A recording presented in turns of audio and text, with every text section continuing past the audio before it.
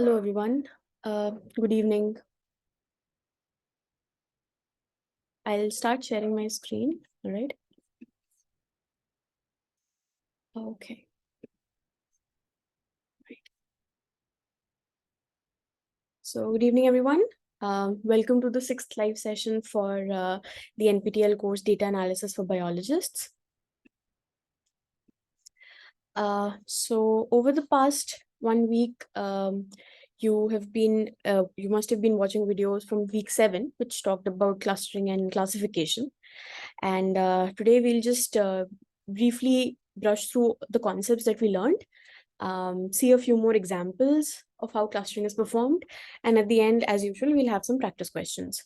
So throughout today's session, if you have any questions, any doubts from this week, or any in general, if any doubts that you have in general about the course on any of the topics, please let me know. All right. You can unmute yourself. You can type in your questions. That's not a problem. Okay.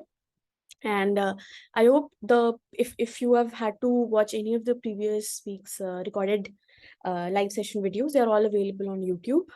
And the documents or the PPT and the R scripts that we've used in any of these live sessions have also been uploaded to a Google Drive, right? So I hope you've been able to access those.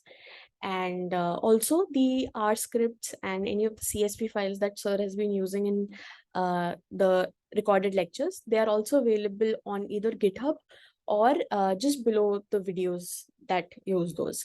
So accessing those should also be fine with you by now. If there's any confusion, let me know.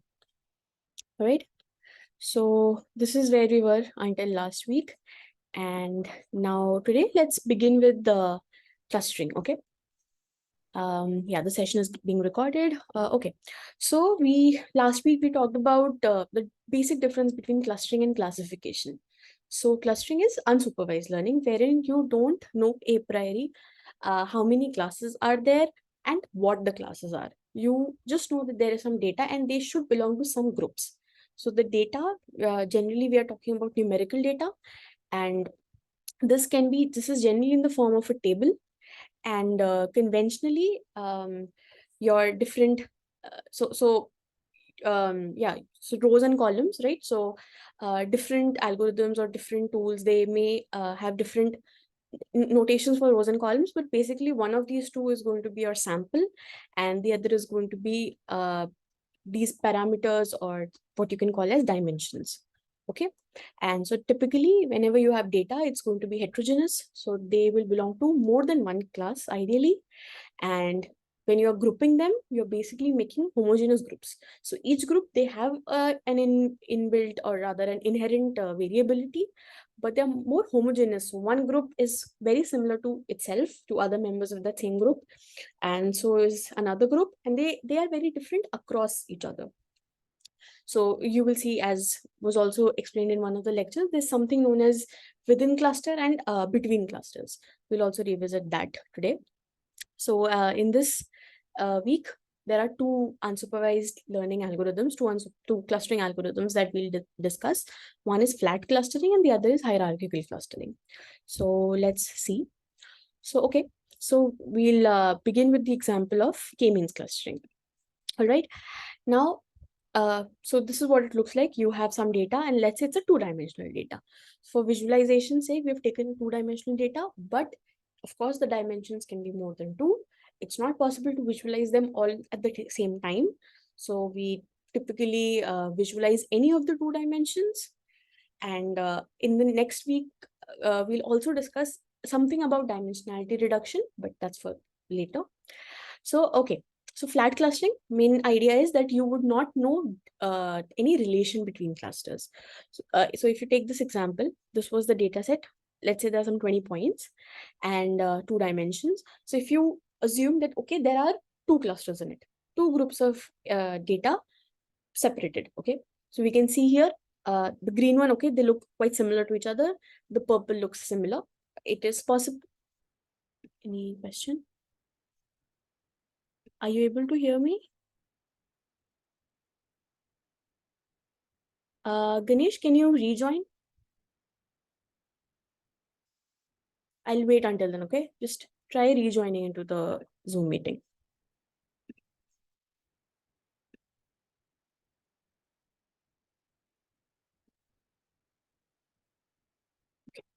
Yeah, so just briefly explaining what this slide shows. You have data points in 2D. You say that, okay, let's say we have two clusters.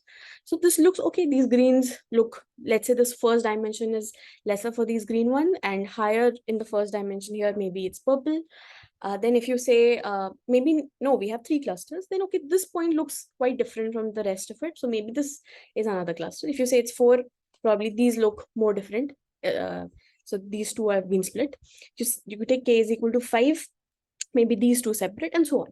So until when can you go, right? So what is the appropriate number of clusters that is actually defining your data set? Because the important part is it is unsupervised. So you don't know to begin with. A very good example of this is when you have unknown cell types. You don't know you have a tissue and somehow you are able to sequence each cell individually. You don't know how many cells are there. And by cells, we mean they could be different types of cells and they could be cells in different states. So one of them is undergoing mitosis, in interphase, G1, G0, metaphase, and so on. So maybe, so you don't really know how many clusters should there be. But so how do you really find out, right? So the basic steps, these are the steps that we also saw in the video. So I'll walk you through each of these one by one. So for simplicity, I've taken an example. This was from SlideShare that has 7 points. Okay, 7 data sets again in 2D. So as you can see here, data point 1 to 7, and yeah, this x-axis here, let's say it's the first variable and this is the second variable, or the first dimension and the second dimension, right? So we don't know where to begin with. So for this example, we specify k is equal to 2, right? So let's try to identify 2 clusters in this data. So the first step is that you randomly assign centroids for the k clusters. And oh yeah, so typically these, not as incorrect here, these need to be one of the existing points. So let's say we have taken 1 and 4 here. This is random. We can use with any 2 other points. So let's say these and these 2 extremes, they were randomly chosen as centroids for the 2 clusters, right? So they're just marked in red and green. And for each of the data points, now for each of the 7 data points, we calculate its Euclidean distance from each centroid. We had 7 points and we have 2 centroids. So we'll calculate 7 into 2, 14 distances here. So the first data point from the first centroid, the distance becomes 0 because that is the chosen centroid, right? And the first data point from the next centroid, which is data point this. So we already know these values here. So for example, let's say for data point 5, okay? So data point 5 is 3.5 and 5, this one. Data point 5, yeah. 3.5 and 5. Now, if you see this, so how are you going to find the Euclidean distance? So you do it for each of the axes, right? So 3.5 minus these coordinates are 1 and 1. I think I mean just draw this here. Yeah. So this was 3.5 and 5. And this was 1, 1. And this I think was 5, 7. All right. So if you are to find the distance for the x-axis or variable 1, you'll do 3.5 minus 1, square it up. And then you'll do 5 minus 1, square it up. Sum these two, find the root. And this is your Euclidean distance for the 5th point from centroid 1. Right. So this point right here. Right. Likewise, for point number 5 from the second centroid, which has these coordinates, 3.5 minus 5 whole square and 5 minus 7 whole square. Sum these two up, find the root, that becomes 2.5. This. Likewise, all these centroid distances for each of the points from each of the centroids, which is 14 calculations in all, they've been done. Right. Now we have these distances. So you compare these two. So out of 0 and 7.2, which is smaller, 0. So naturally, 0.1 is assigned to centroid 1. Out of these two, this is assigned 1.1, also assigned lesser than 6.1. So this is also assigned to centroid 1. Right. So yeah, so here it's calculated until the first decimal place. But if you calculate until the second decimal place, this one was coming to be smaller. So 0.1, 2, and 3, they are assigned to the first centroid, and 0.4, 5, 6, and 7, they were assigned to the second centroid. So now we have 2 centroids and 2 clusters. So the red ones is one cluster, the green ones is another cluster. That's the status until now. Now the other is, now that you have clusters, find their real centroids. So you have these 3 data points right here.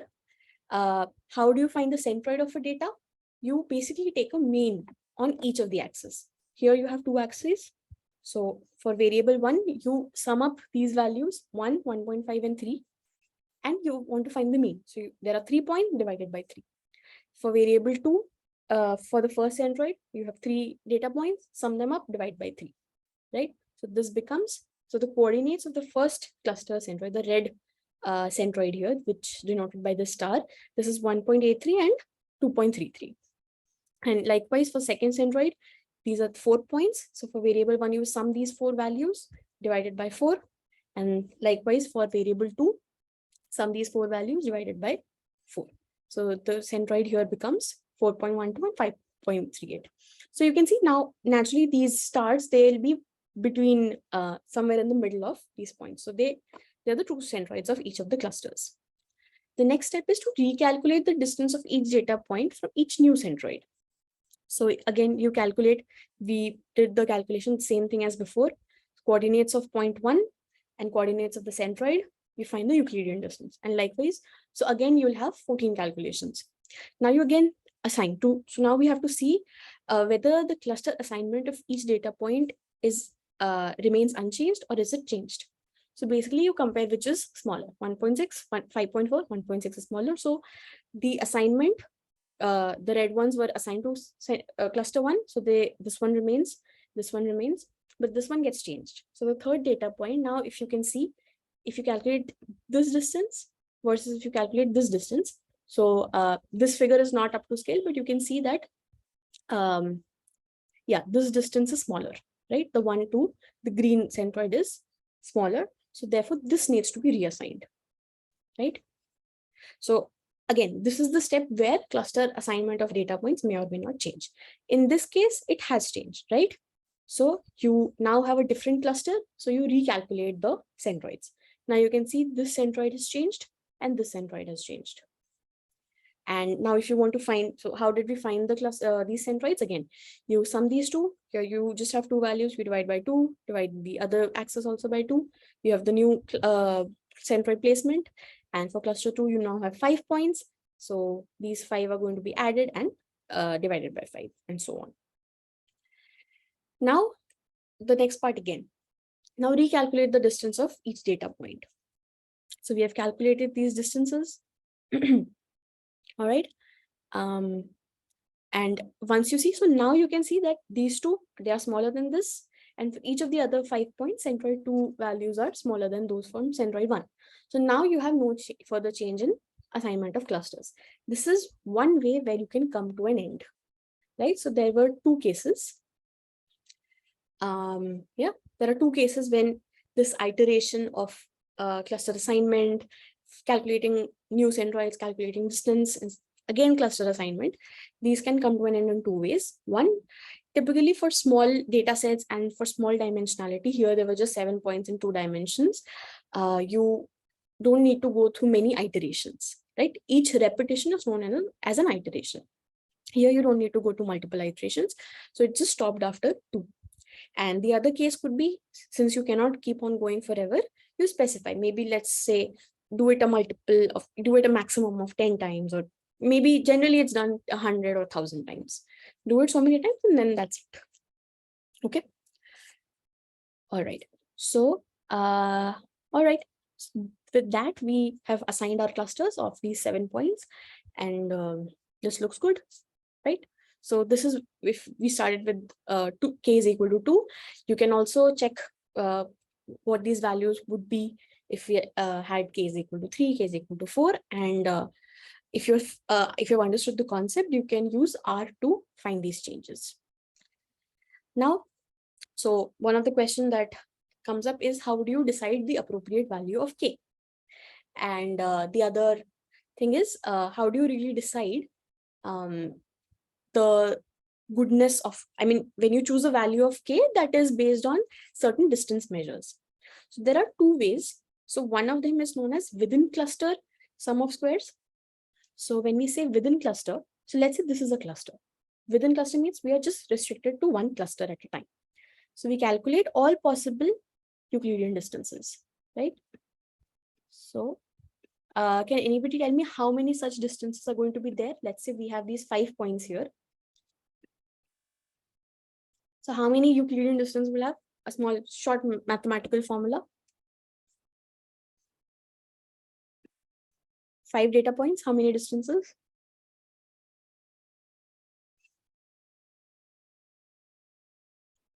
How many combinations of, how many pairs can you make?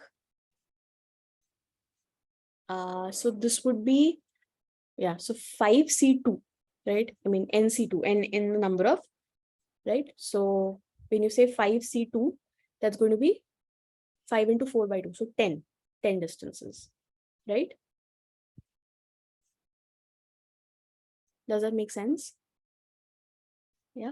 So we are talking about pairwise because Euclidean distances are always pairwise, right? So here in this case, with this cluster, you have, let's say, 10 distances. Then if you look at this cluster, you can just have 2C2. So that is 1. Now these are individual within cluster sum of squares. So individual WCSs. Now what we can, so while this is a good measure, there's another thing you can do. You can just sum these up. So that becomes our total WCSs. So let's just see this. This is a complicated looking formula. So let's closely look at that. So when we calculated these Euclidean distances, if you remember here, what did we do? We summed it up. So there's a summation sign here, right? The plus sign. We are summing these squares over all the axes. This was my variable 1, right? Just let me try it here. Yeah, this was variable 1 and this was variable 2. And I summed it up. Summing up squares of these axis points over all my axes. So this is what I'm doing here. So this was a centroid. So this was once you have finally assigned after 100 or 1000 iterations, or when the centroid is no longer changed, once you have assigned. So once you've done the whole thing that we did right now, once you've done that, what you're going to do for each of the data points, you find its distance to the centroid of its cluster. And so this is, when we say distance, this is, so it's not the Euclidean distance per se, but you do this, you square it up, and then you sum this. So this first one is summing over variables or axes or dimensions. So J is Euclidean distance over all dimensions. So in our example, this was 2. If there are 4 parameters, n becomes 4. So on and so forth, additions. Now we just, so this is for ij, this is for all axes of the first point. So let's say here we are just talking about point 3 versus its centroid.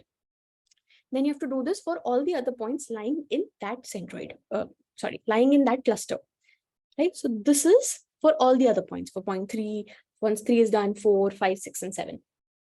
And then we'll do it for all the clusters, because here we are calculating the total within cluster sum of squares. So this one is across clusters. So across all dimensions, across all the clusters, across all data points within a cluster, and across all clusters. And there was another thing. So we talked about randomness in the beginning, right? We randomly chose 2 data points or k number of data points to be the centroids. Now, if we would have chosen 2 different points, it is possible that we might have reached to a slightly different example, to a slightly different like setup of clusters. It is not possible generally when you have, like I said, less number of points and less number of axes, less number of dimensions, that is, these assignments are very robust. So they won't really change irrespective of where you begin with. But sometimes it may happen, especially when you have highly data which is very like close to each other and so on. So this thing, this step, so we just did once, we did that with one random k number of points, right? Let's do it again. So maybe in this case, we chose 1 and 7. Maybe next time we would have chosen 2 and 5. And next time 5 and 7 and so on. There can be a lot of things that you do. So these are different sort of iterations. So we're talking about 2 iterations here. One is that we are doing, once we have chosen random values, we keep on assigning cluster, assigning centroid, recalculating values. This whole thing is an iteration in itself. That's separate. Here, what we are doing, for each value of k, we are randomly choosing some k points, and each of them might give us a different total WCSS. Let's say one of the times it gave us 3.1, maybe it gives 3.2, maybe it gives 3, 3.15. Hello? Okay, right? So it would be giving us slightly different values of WCSS. So out of each random thing, they are all exactly the same. Like the purpose for each of them was the same, right? The outcome was that when you specified a certain value of k, you got those many clusters. So out of these seemingly similar calculations, we'll choose the one which has the minimum WCSS, because WCSS is a measure of cohesiveness or homogeneity of the data, because these are distances, right? You're just summing up distances over axes, over data points, over clusters. So the smaller this value, the more nearer to the centroid our data points are, which is what we actually want. So that's one thing. And this step, this choosing the best random iteration out of these, this is not done by us. Normally, you just specify how many such things do you want, how many iterations you want to the tool, as we'll see in R, and the tool is going to give us the output with the minimum WCSS for that value of k. So this step is not what we are doing. We don't have to do this step. Another thing which the tool provides us, or which can be calculated, is the between cluster sum of squares, which is basically the distance. So if you can see, again, this measure is just telling you the distances, all the distances of centroids. So here you have 2 centroids, so it's just the distance between centroid of cluster 1 and centroid of cluster 2. And it's the same way. So this is, so for each dimension, you have, so let's say this was, so at any time you're taking 2 clusters, right? Because you're taking 2 centroids. So for centroid A and centroid B, you find this difference for the jth dimension, you square it up, you sum it up for all the dimensions, and then if you do that for all combinations, right? Let's say if you have 3 clusters, so A becomes 1, B becomes 2, then A becomes 1, B becomes 3, then A becomes 2, B becomes 3. So you have 3 value. You do that for all the clusters. So that's your between cluster. So this value you would want to be maximized, because you want the clusters to be more separated. Total WCSS minimized and BCSS maximized. Now, these values are going to be calculated for each value of k. For every k, you will have one total WCSS and one BCSS. Now, which k should be used? So you make something like, so you make an elbow plot. Conventionally, only the WCSS versus k is used, but you can again have the same elbow plot for BCSS also. So let's just see an example before I explain you these. Any confusion until now? I'll just go on to R now, and we'll just see a few examples, right? I hope you can still see my screen, right? The RStudio window. Just confirm. Yeah, all right, great. Okay, so here it's the same data frame that we just saw the example of. So we had variable 1, variable 2, and this is how you make a data frame, right? You just have the function data.frame. Within brackets, you give the first column its values, second column and its values. So when I run this, we get this data underscore data frame with us. Right, so this is what our table looked like initially. I've not added any metadata or like row names to it, because we just had these 7 points, and this is what we have named those points also.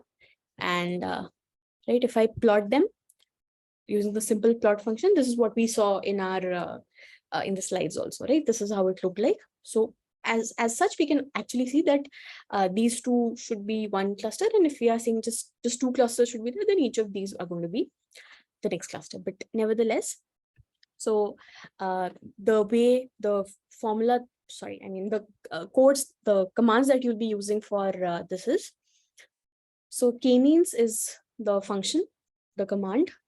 So k-means bracket, the first input it takes is your data frame, wherein, and it requires that these rows should be your data points, and each of the columns are going to be your dimensions. Here we just had 2 dimensions, so the data frame has 2 columns.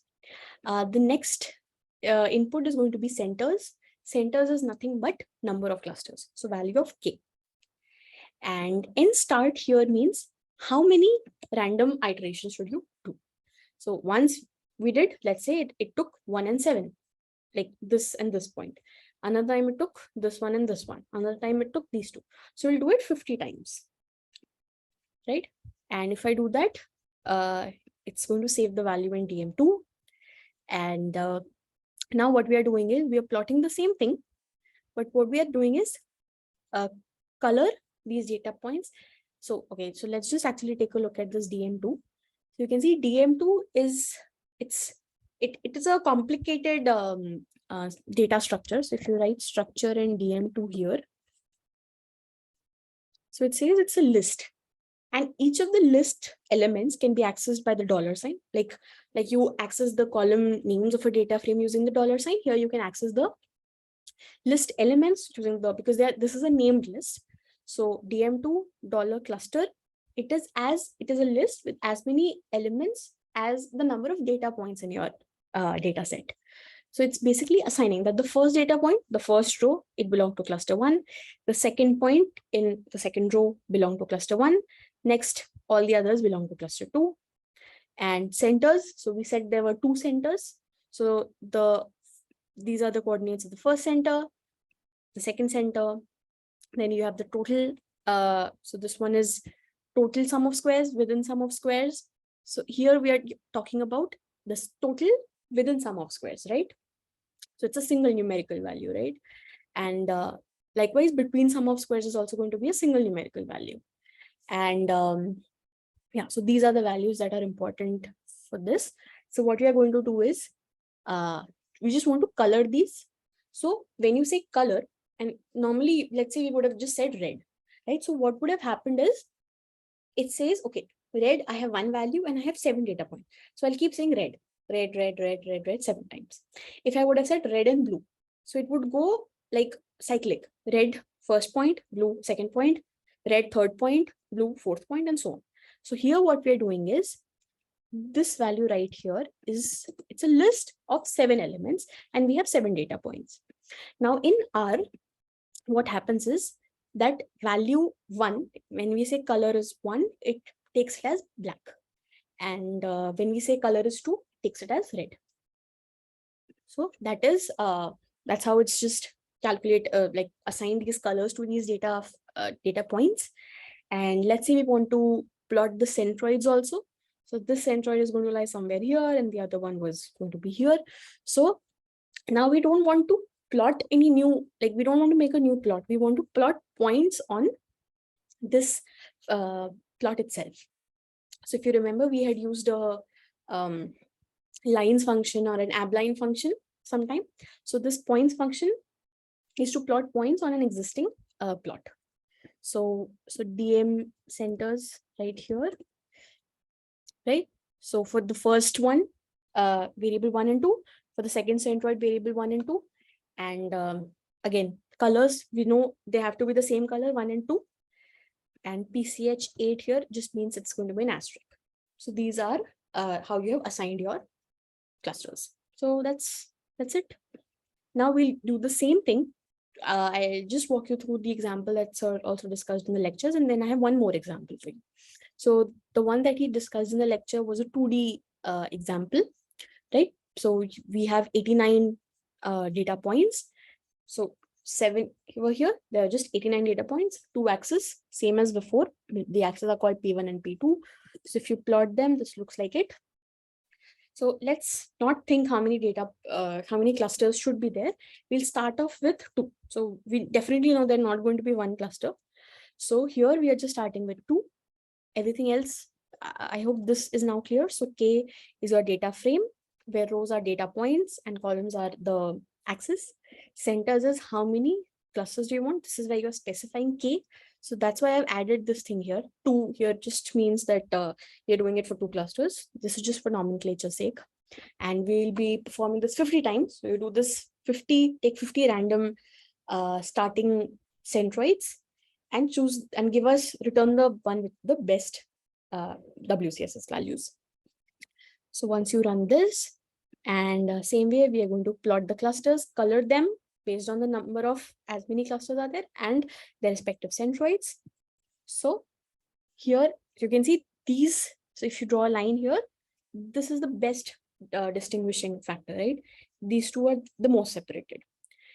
So if you can see here, these are the exact same thing, but with successively more and more number of clusters, 3, 4, 5, 6, and 7, right? So yeah, this one. And if I plot this, so you can see this becomes, so the difference between these two may not be as much as these two. That's why this got split. Then if we do cluster 4, then these two got further split, right? Yeah, this one is 5.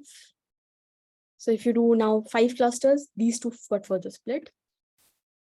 And if you do 6 clusters, now you see these got split, but you can see here already that this splitting is not a lot, right? This is not as, it's not, the data was already quite homogeneous.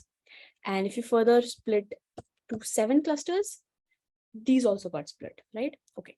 So now if you're able to visualize this data, what will you say, which of these is the stopping point here?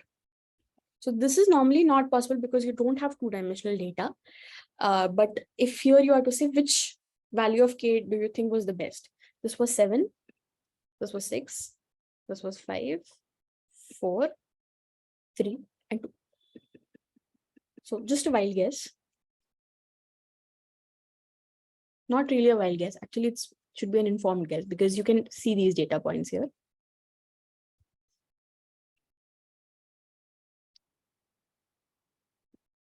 So I thought that this one was the best split, right? 5, yes. So beyond 5, the already homogeneous clusters, they were still split apart. So, okay, so there are 2 measures that we talked about, total within WCSS and between cluster sum of squares. So simply you have each of your outputs from k-means, km2, km3, and so on. You just take the total WCSS measure. So these are nothing but values.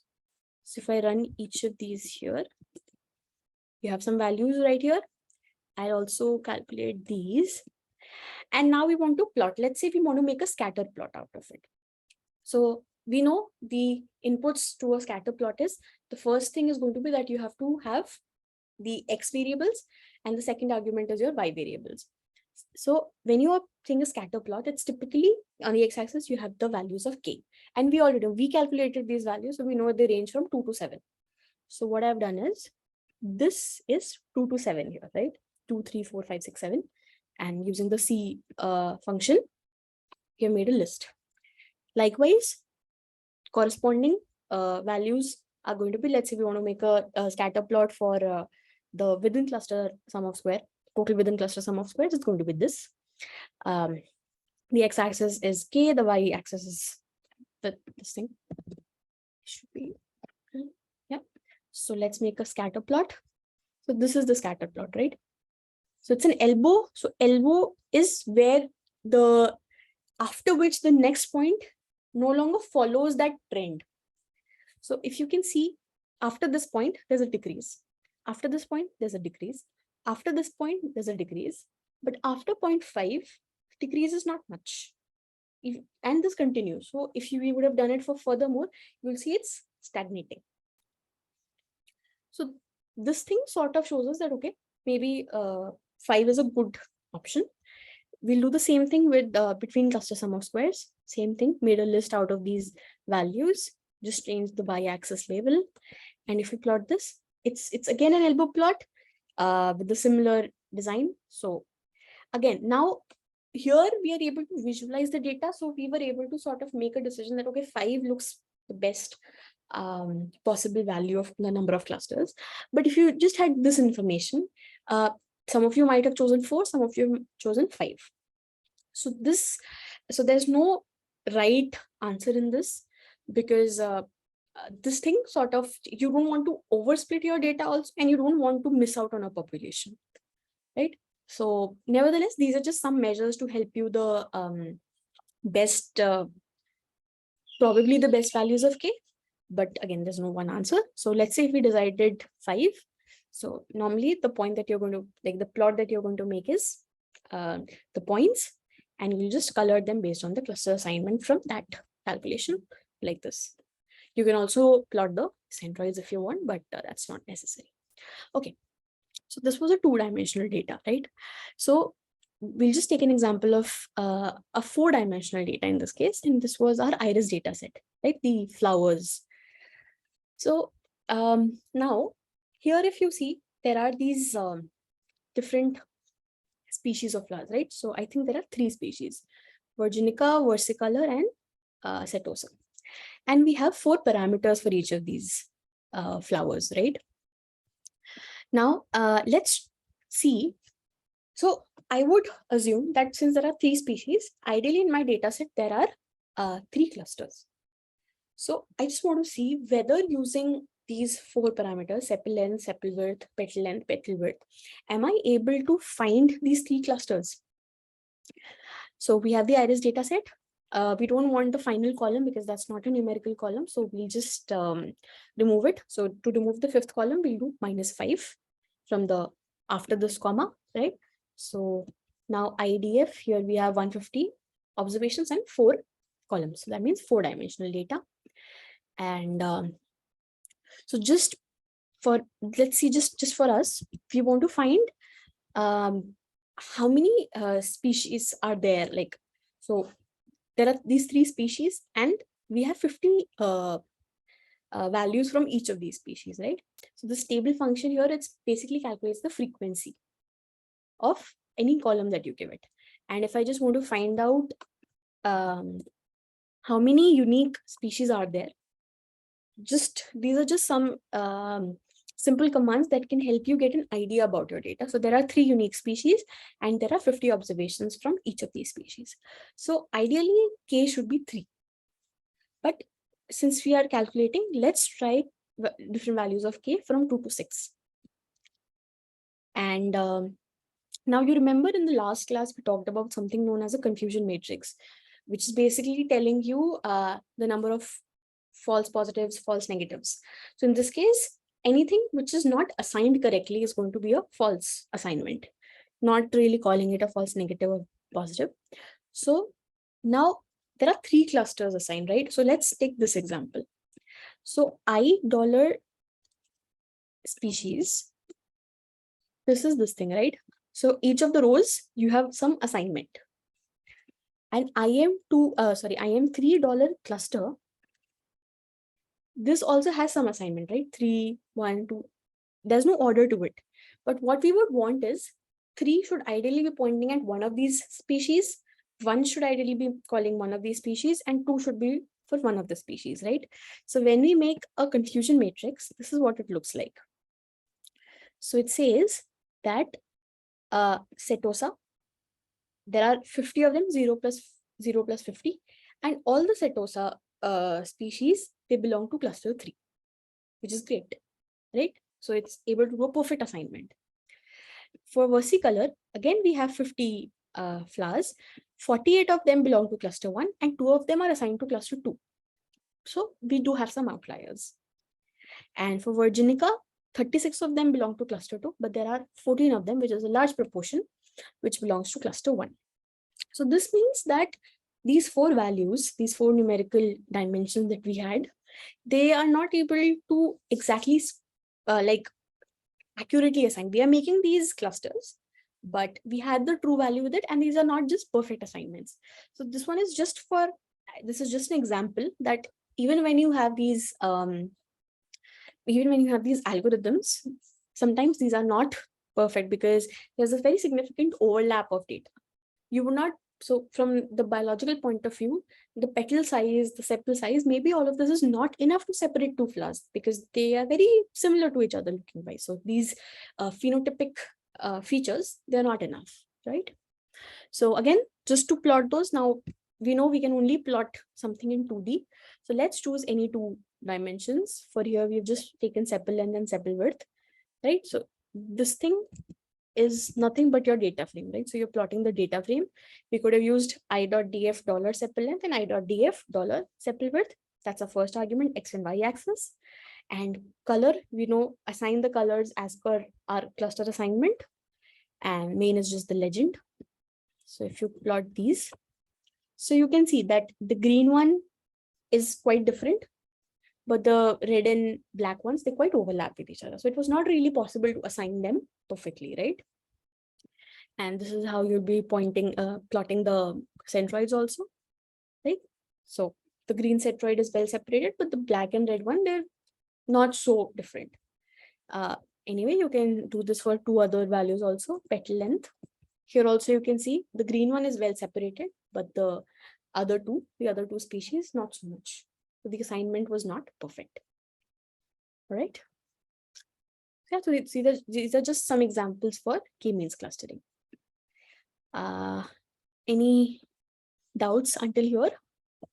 Next, we'll move on to hierarchical clustering.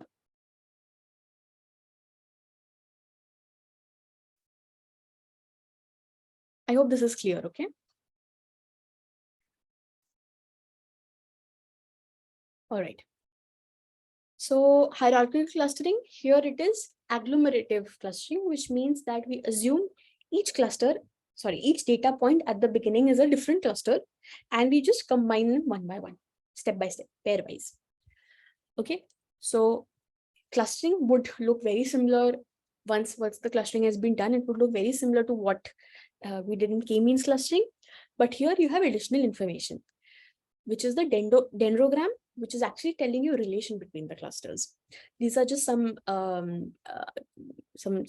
terms, right? So each data point at the beginning is a leaf.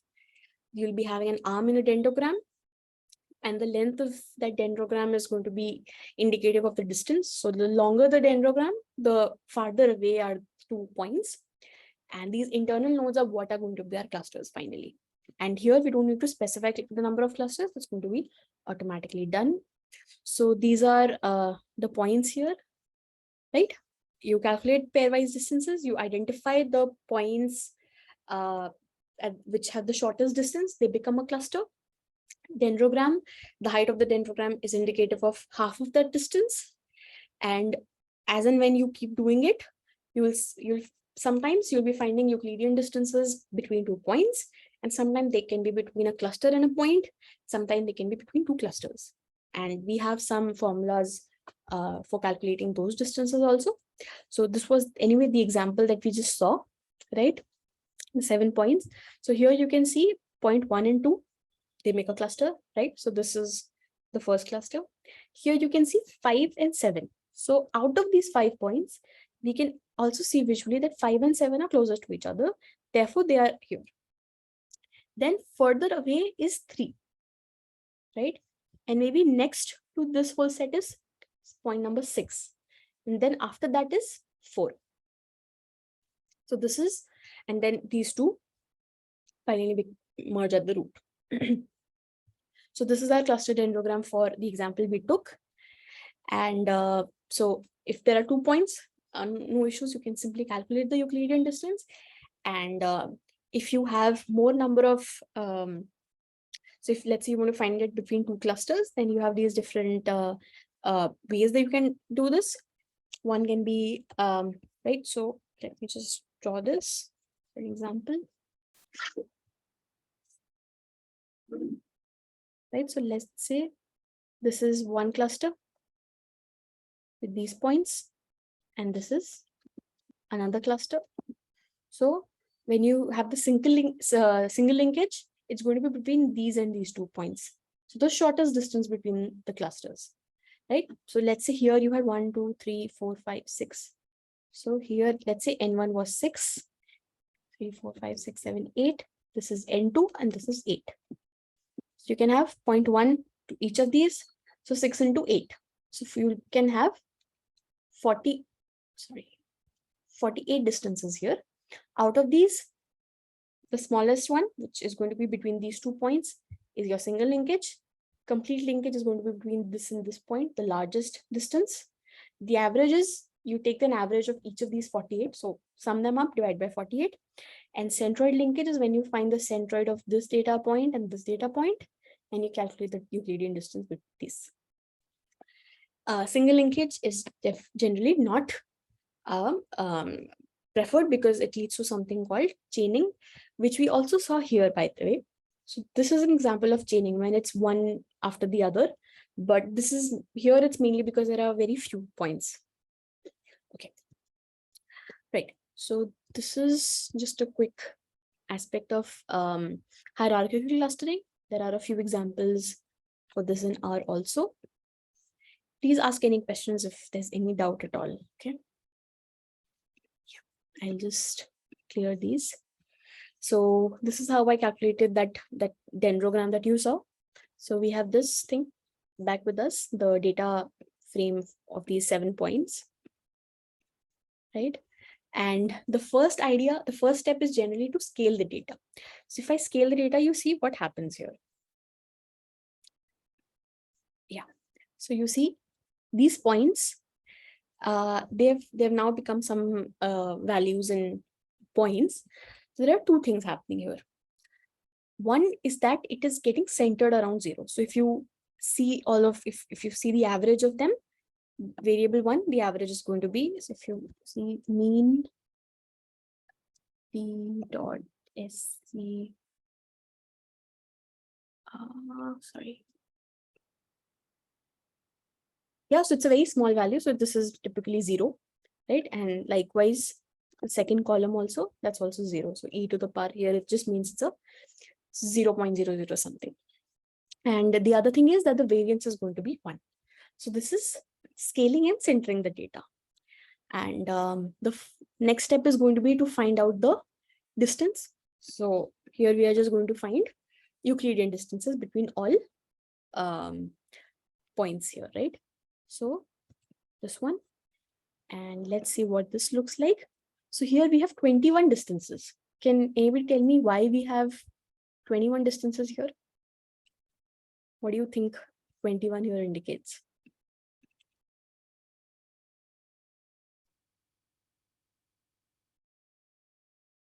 We have 7 data points to begin with.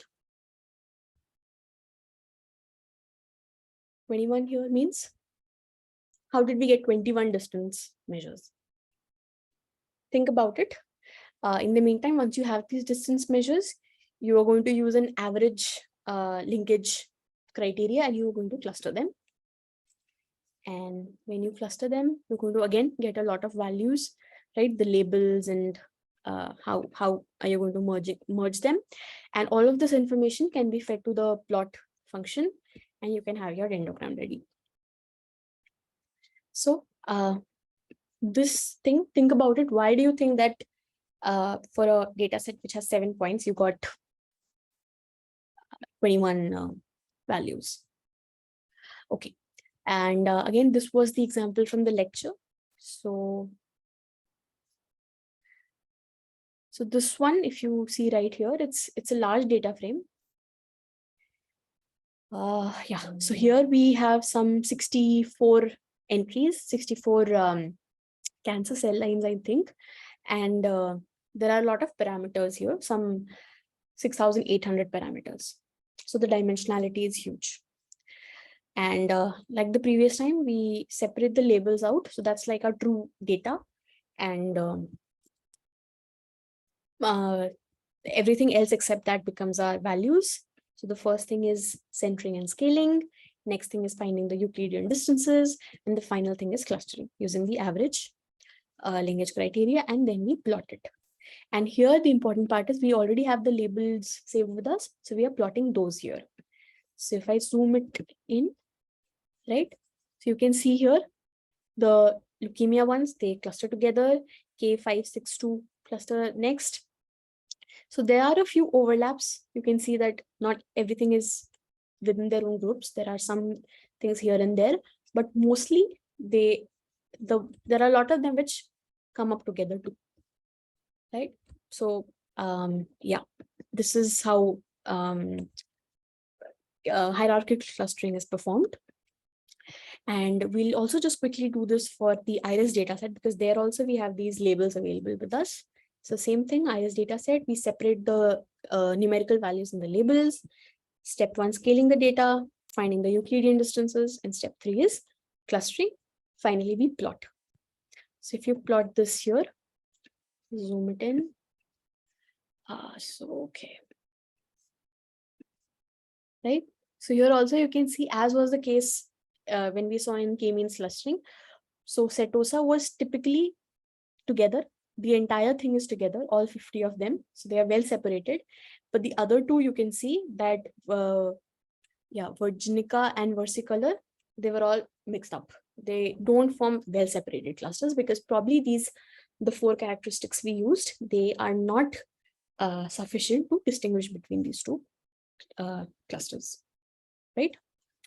And so basically what we are plotting is the final, this command, right? hclust. So instead of calculating it separately, you can also do it within the plot function. This was also showed in that video. So just put this here, and you can do this for a complete, single, and centroid. So here you can see that here it's still well separated, and there's not really much chaining you can see here.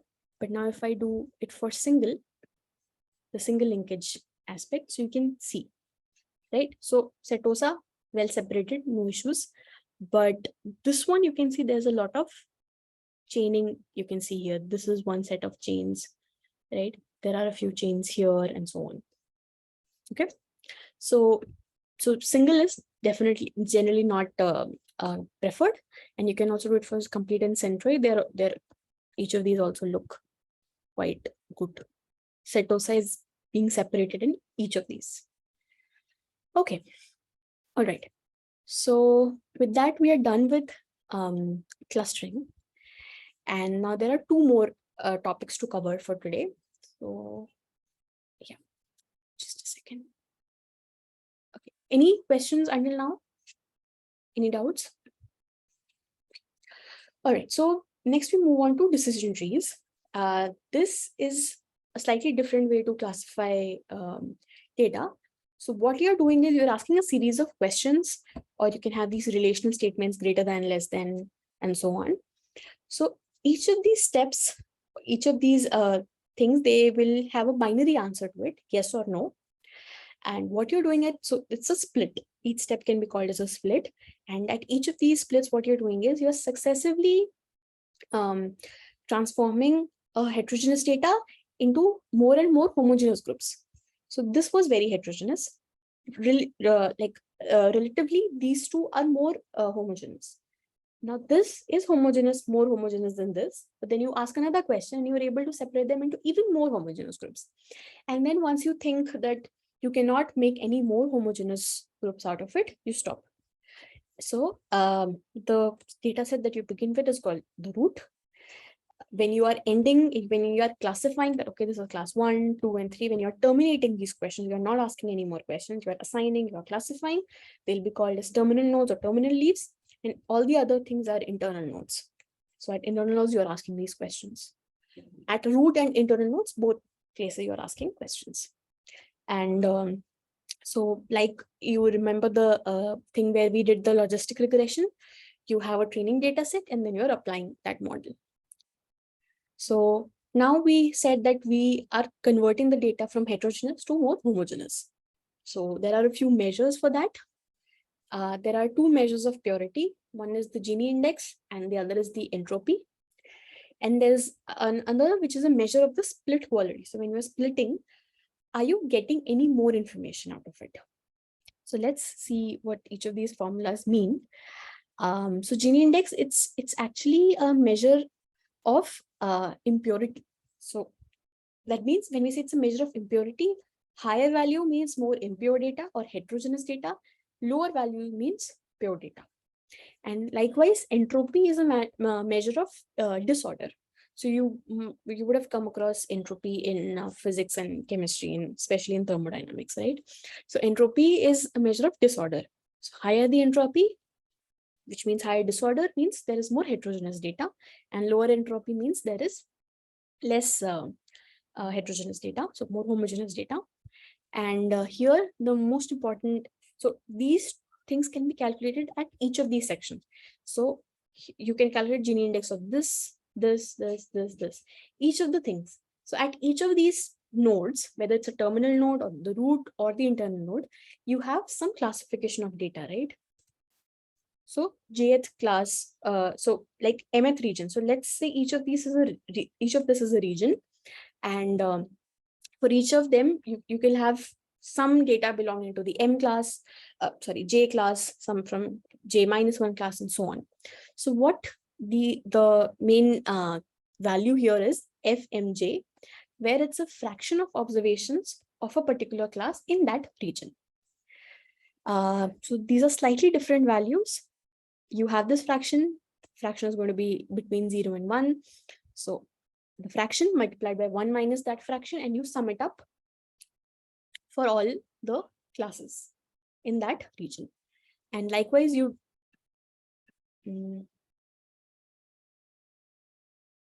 the formula is summation, but we're subtracting between classes. Can you elaborate the question? Maybe you can unmute yourself. I don't think I've understood the question.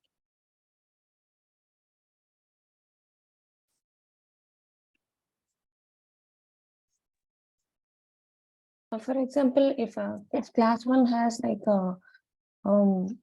maybe like the total number of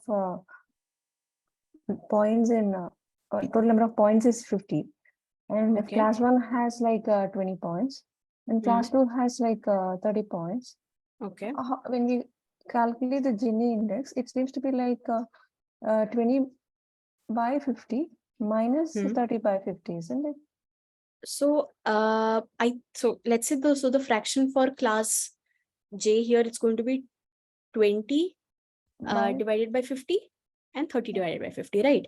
Yes. So this is F M1, and let's say this is FM2. Okay. Yeah.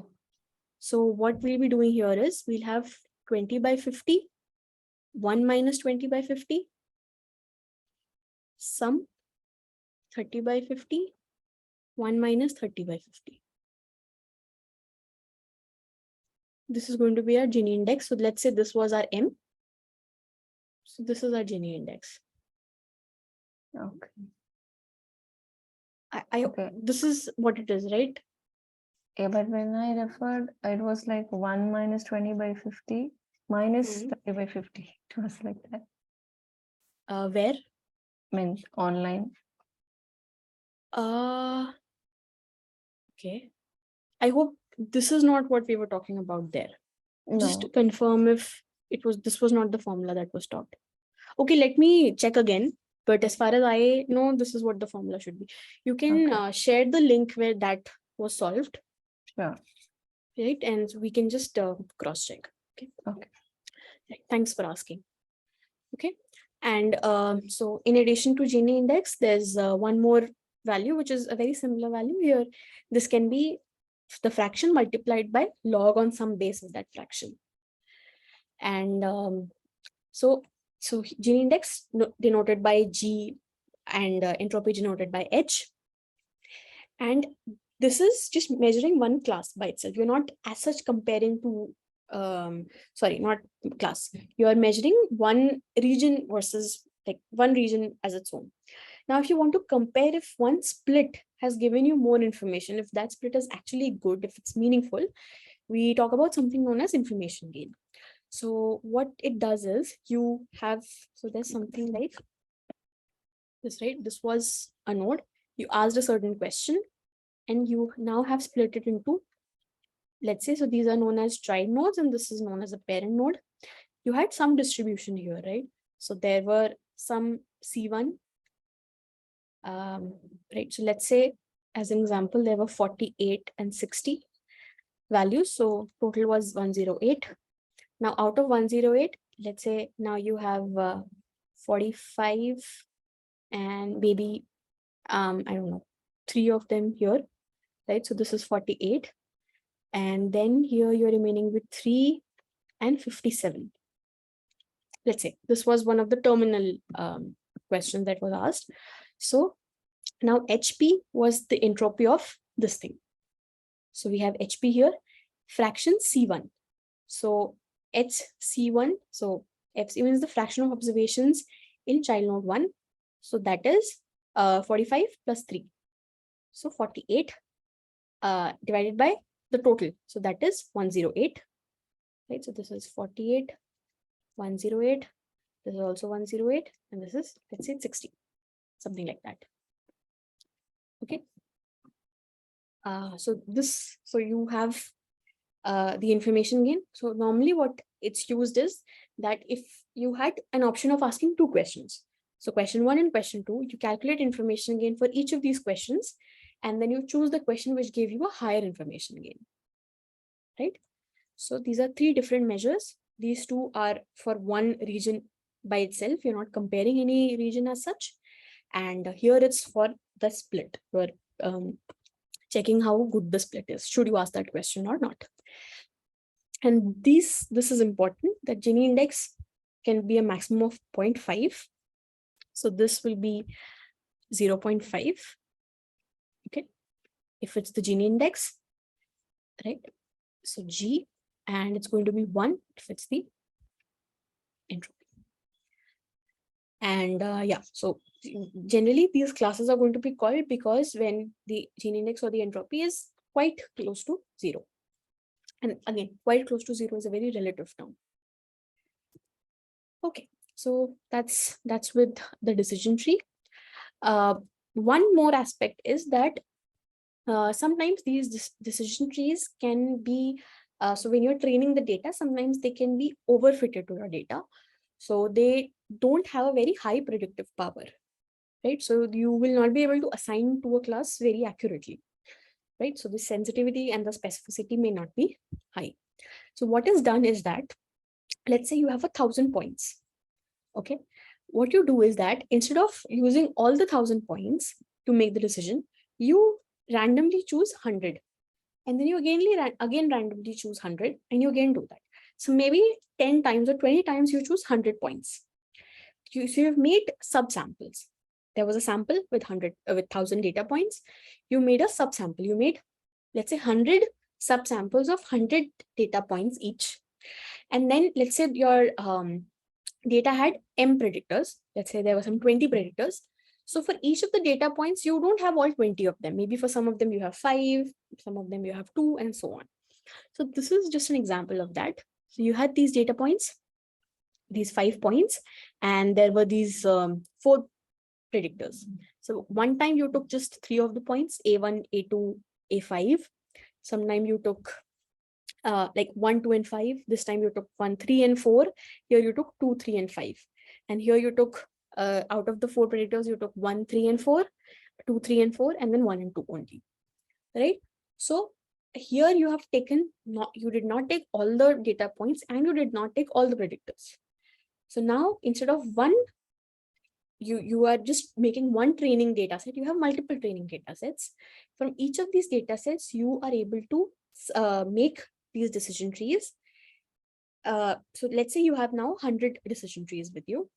Now you want to test some data. You have a data, you feed it to each of these trees. Each of these trees are going to give you a class as the output. One tree says it belongs to class 1. One tree says it belongs to class 2, and so on. So, but maybe, so what normally happens is that a majority of them are going to point that, okay, maybe this belongs to class 4. Out of your 100 testing data sets, 80 of them say it belongs to class 4.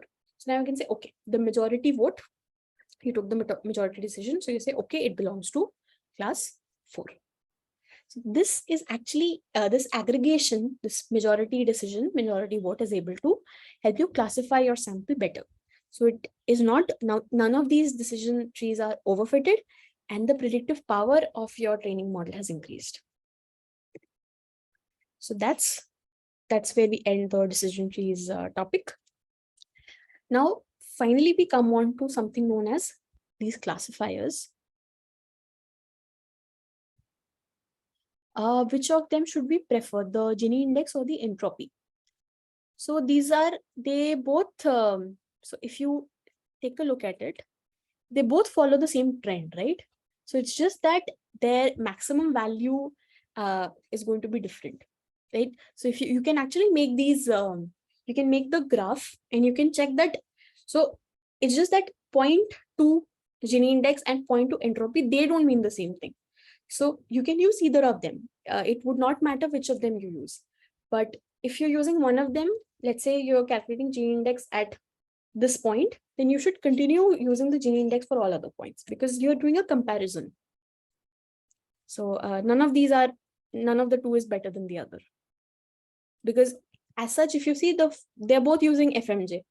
One of them is finding the log and the other is just subtracting it from one. So no one is better than the other. Yeah. Okay. So now this example here. So here we are just talking about, you have one type of data points, and let's say here we have another data point, right? So normally what is done is that you are going to make a line between them that is going to help you. Maybe something like, yeah, this can be a line. But we know that we saw from these lectures that there are a lot of lines that can be drawn here. So what is done is that we define a value, which is the distance of this line from the nearest point. So this line has certain distances from each of these points, right? Any line that you draw for that matter, it's going to have a lot of these distances. Now, what you do is you choose such a line where the smallest of these distance is maximized. So you have one line, you calculate all the distances, and you find the smallest of them. You draw another line, you calculate all the distances, you find the smallest of them. You choose that line where this smallest distance or the margin is maximized. And here it's a two-dimensional data. So we have drawn a 1D line. A line is called 1D because it's just in one axis, right? If you had, let's say this was your XY plane. So you just specify the value of X and it's across all values of Y. There's no thickness to it, right? And for 3D, it's going to be a plane. So it's a 2D plane. So n-dimensional data, decision boundary is an n-1 dimensional hyperplane. And here, once you have finalized your margin, so the margin was defined by one or more of these points. Let's say this point, this distance, and this distance, let's say each of these were equal. So these 2 points right here, they're going to be support vectors. These were the points that were closest to this boundary, and these are the ones that actually defined the boundary. None of the other points defined the boundary, right? If they would have been different also, the margin, the boundary would have been unaffected. But there are a few limitations of maximum margin classifier, right? So what it does is, even though it's able to distinguish these 2 points for the time being, if there would have been a small change in the training data, especially at the boundary, then the margin would have changed. Similarly, if you had a new sample that you want to test, which is especially near the boundary, that can be misclassified. So near the boundary, it's an issue. And also, this MMC is only defined for linear classifiers, right? By linear, we mean linear in any hyperplane, line, plane, and more than that. So how is this overcome? So you have two things here, support vector classifier and support vector machines, right? So we talked about two issues, right? One of them is overfitting, and the other is non-linearity problems. So what you do is, we have the maximum margin classifier, but instead of so we had a hard margin, right? There was a line. So let's say this was our line. So, and these are 2 points which defined our boundary, right? These were our support vectors. So none of the data exists within this. But now what we do, we now have soft margins. what the soft margin does is it allows training data within the margin. So now you have this as our margin. We have extended the margin. So there has been some training data within it. And sometimes it may be possible that this belonged to class 1, this belonged to class 2. Maybe there was another thing which belonged to class 2. So within the margin, violations are allowed. And this is defined. So we are not talking about any formulas for the time being. These are just theoretical information for you. So higher the value of the tuning parameter, more violations are allowed. And if you say that C is least, then it again becomes the maximum margin classifier. And in addition to support vector classifiers, you can extend it, and you can have, now you're no longer restricted to the dimensions you started with. You can maybe map your data to a different dimension. If it stays the same, you will have the linear way. And by linear, we don't mean 2D only. Anything, 2D, 3D, 4D, but it's this just single values. And otherwise you can have polynomial, and you can have circular also, which is radial basis function. We saw some examples in the lectures, like how the classification looks like. All right. Yeah. All right. So that's where we are. So we have, I think we've summarized all the topics that were covered in the class. Let me know if there are any questions. We have a few practice questions with us. I think, yeah, we are well in time, so we can proceed to these questions. Let me know if there are any doubts, anything you want me to revisit. Otherwise, let's try with these practice questions. Yeah. Okay. So which of the following is used to evaluate the quality of the result in k-means clustering?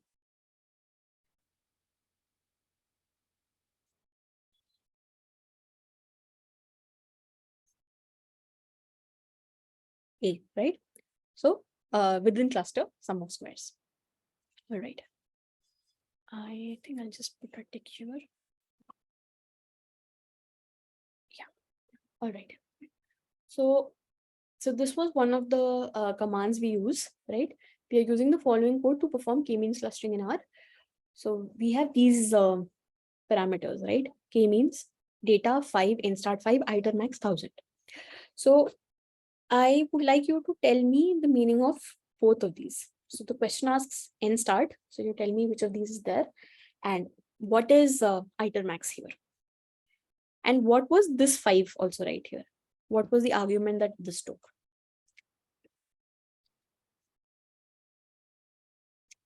Right. So nstart, right? So can anybody also tell me what this 5 and this iter max mean? Right. So this one nstart is P, right? And this 5,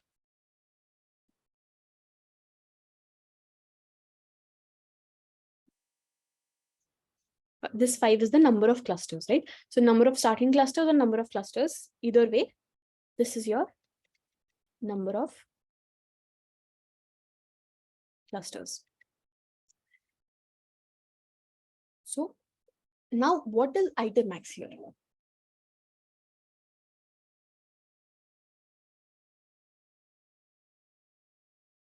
Do you think there's one more iteration we talked about in k-means clustering?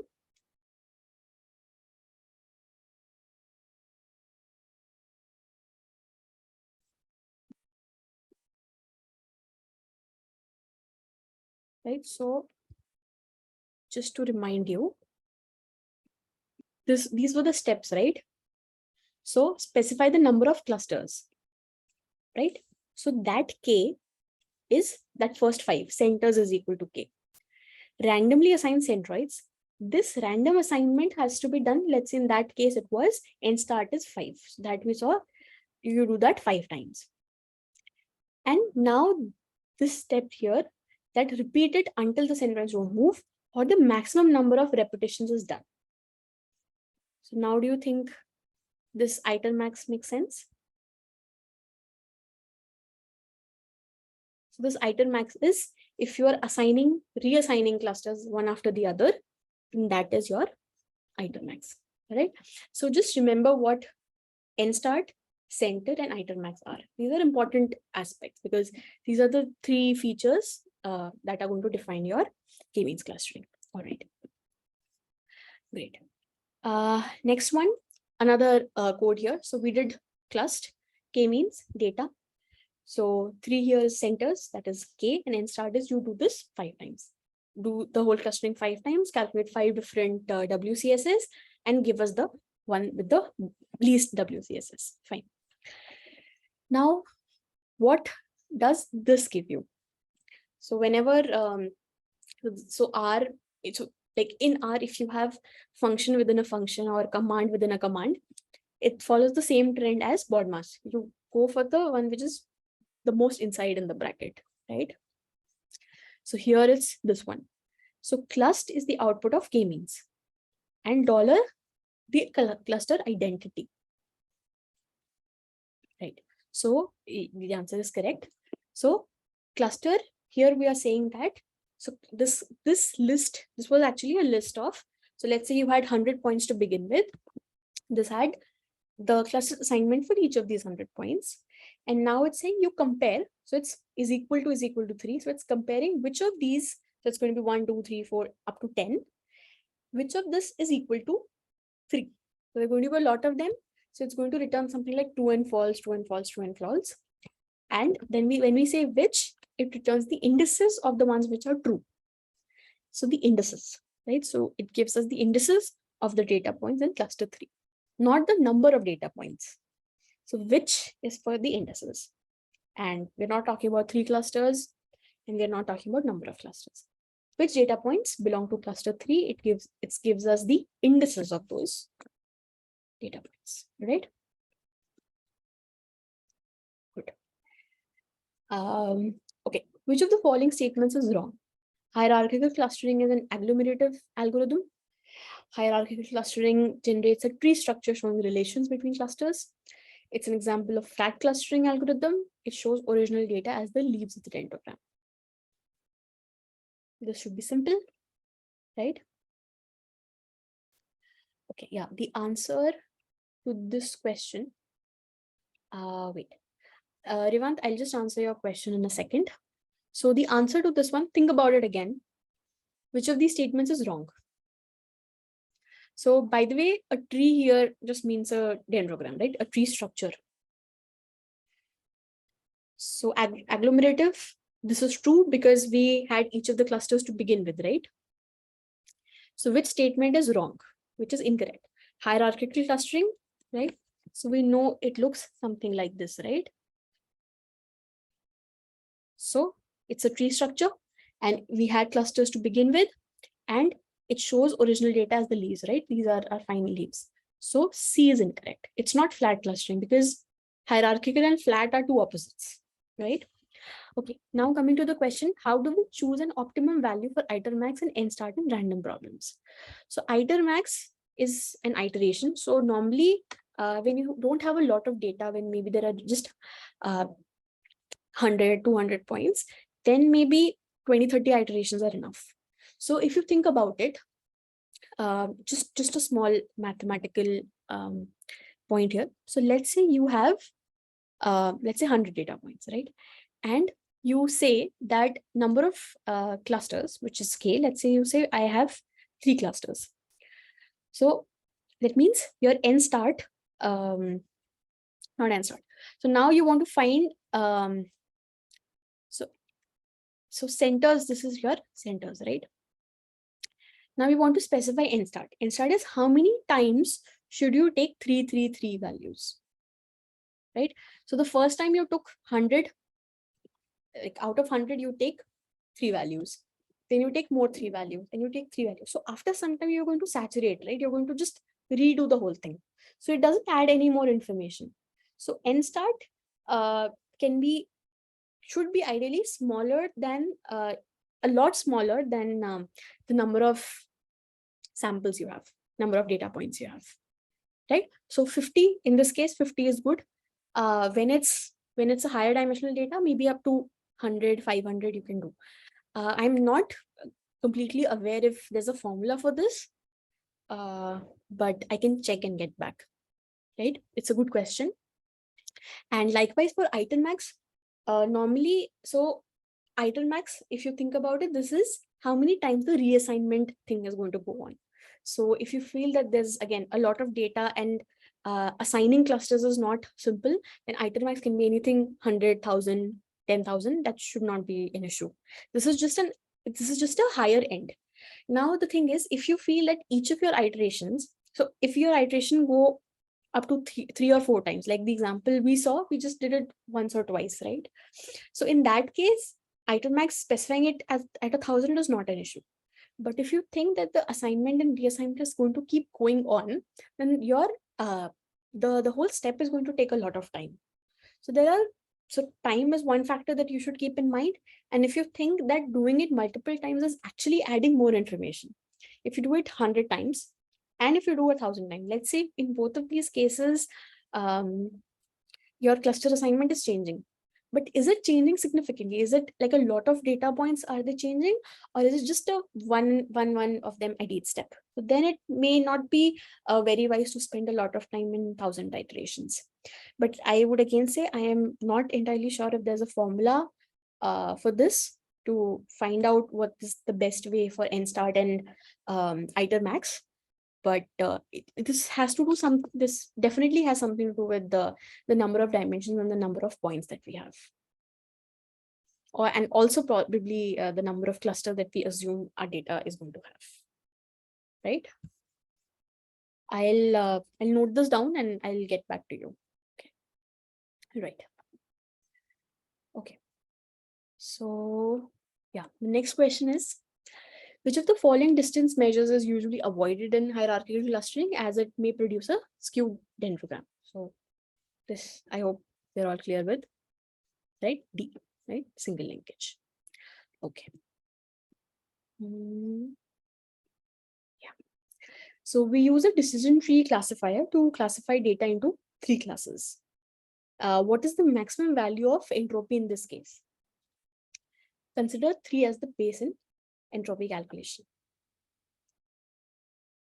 So what formula are we going to use and how do we calculate this? So if you remember, the formula we used for entropy was log 2. Here it says you have to use log 3.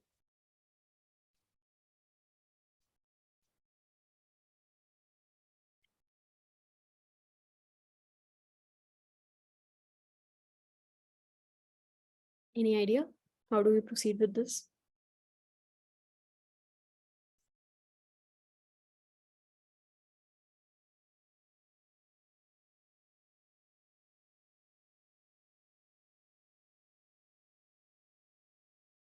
So if you take a few examples and you try to plot this, you will see that the entropy value remains unchanged. So it's going to be 1, like was in the previous case. All right. Max entropy is 1. So this was a slightly trick question. Moving on to the next question here. Which of the following approaches is used to predict the class of a test sample in random forest classifier? So this is just a terminology question here. Right. A. So majority vote. So don't get confused by the word consensus here. They might mean the same thing in some cases, but here is the terminology, majority vote. All right. And I think now we have the last question here. Yeah. So this is a demonstration in R. So even though you would not have questions from R in your, like where you have to use R in your exams, but this is just for as an example. So the following table has these 4 genes, the expression of 4 genes in 6 different samples. We want to perform hierarchical clustering on this data. And so hierarchical clustering, we don't need to specify anything beforehand, number of clusters beforehand. The first step is going to be scaling the data. Second step is going to be using Euclidean distance measures. And the final thing is using average linkage to cluster. And then we'll come to the question. So it asks us to identify some sample here. Okay, so I do have the codes ready in R, but I would like you to walk through it. Okay, so here we are reading the data, right? So we have this data frame, G1, G2, G3, G4, these are the columns, and these are all the values, and we also have the labels ready with us. So I'll just read these two things here. So if you see, this is something like this. That's our data frame, all right? Now the first step is scaling, right? So this is where we did the scaling before. So can anybody just type in what should be there? So just type in the right half of it. So let's say we are just saving it in the variable scaled underscore Q8. So what should I type here? What should be the command? You can see this here. Use this as an example. Scale Q8. Good. So scale Q8. Right. So let's take a look. Scale Q8. So it's a data frame. It's actually a matrix, but nevertheless 6 rows by 4 columns. All right. So next is to find the distances using the Euclidean measure. Right. So I'm just going to copy it here. It's going to be, let's say, dist underscore Q8. Right. So we are using the dist function, dist command, dist, and here we are going to feed this thing here and writing methods, which says we want to find the Euclidean distance. Just be careful of the spelling, Euclidean, and we run this. So dist Q8. Now here we have 15 distance measures. Now can you say something? There we had how many? 7 data points and 21 measures. Here we have 6 data points and 15 measures. Do you think there's some trend coming up? I'm not going to give you the answer to this because this is one of the questions in the assignment. Just think about it. And then finally, we have the last one, which is cluster out. Let's say cluster Q8. And we are using the hclust function here. Hclust, we are going to feed it this thing. And on the right, method is equal to average. Done this. And now we'll just plot it. So for the plot function, the first thing is going to be this output from hclust. And the other thing is the labels. All right. And let's plot this. This is what we've got. Right. So we have zoomed this in. Okay.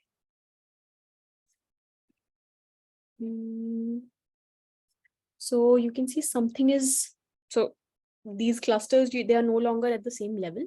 So there are a few things we need to add here, these parameters. So anyway, xlab, ylab, sub, we just don't want any of these things, height, dist, hclust, these we don't want, and we want all of them to be at the same level. So this hang is equal to -1. Now this looks better, right? So this is going to be our cluster dendrogram. Now, what was the question? So here it asked, there is a cluster with 3 members. One of the members in that cluster is S6. Which of the following is also a member? So there is a cluster with 3 members. One of the members is S6, right? So this cluster also has 3 members. This cluster also has 3 members. Which of them has S6? So what are the other members in this cluster? S4 and S5. So which is going to be the answer here? There's a cluster with 3 members. One member is S6. So the answer is S4, right? So this one. So this one right here. Yeah. All right. Yeah, that's it. That brings us to the end of the day's session, right? So the session is being recorded. I'll upload the recording to YouTube. The deadline is day after tomorrow, 15th March. And we'll have the next live session for the last week, week 8, on 20th March. So you have your exams on 26th March, right? The final exam.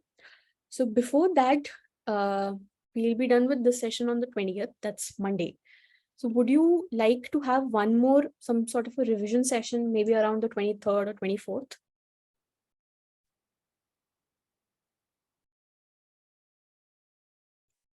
Where we can just have your doubts answered.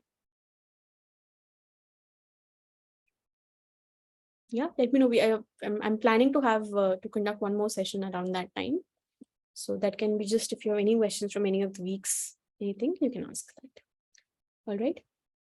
Okay. So before we end the session, is there anything else? If there's nothing, then thank you for attending today's session. See you all next week. Thanks for joining. Bye-bye.